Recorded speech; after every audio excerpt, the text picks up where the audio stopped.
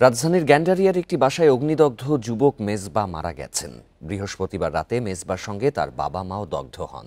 তাদের অবস্থা আশঙ্কাজনক। পুলিশ ও ফায়ার সার্ভিস বলছে আগুনের সূত্রপাত রান্নাঘর থেকে হতে পারে, তবে আসল ঘটনা জানা যাবে তদন্তের পর। বৃহস্পতিবার রাত 2টার দিকে ঢাকার গ্যান্ডারিয়া এলাকায় হরিচরণ রোডের একটি বাসায় আগুন লাগে। এ ঘটনায় দগ্ধ হন একই পরিবারের 3 জন। বার্ন ইনস্টিটিউটে ভর্তির পর ছেলে মেজবার মৃত্যু হয় শুক্রবার দুপুরে। তার শরীরের শতভাগই পুড়েছে বলে জানায় চিকিৎসক। রাতে ঘটনাস্থলে পৌঁছে ভবনের দোতলার 2টি কক্ষে আগুন জ্বলতে দেখে ফায়ার সার্ভিস। রাত 2:30টার দিকে নিয়ন্ত্রণে আসে আগুন। দরজা ভেঙে উদ্ধার করা হয় দগ্ধদের।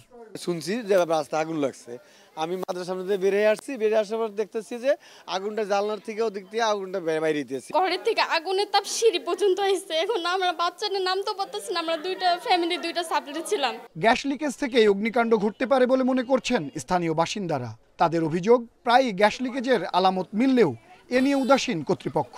কমোডের পাশ দিয়ে গ্যাস লাইন গেছে, এখান থেকে নাকি লিক পাইছে।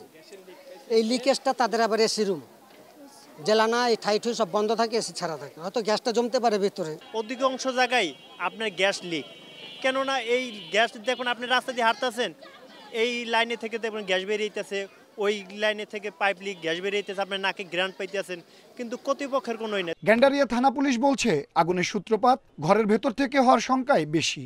প্রাথমিকভাবে লোকজন বলা বলতে করতেছিল যে ট্রান্সমিটার ব্রাস্ট হয়েছে।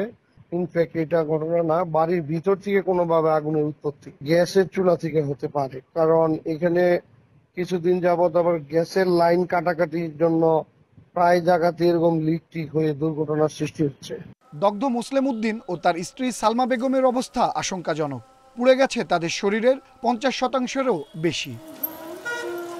আনোয়ার সাদাত নূর, ইন্ডিপেন্ডেন্ট নিউজ, ঢাকা।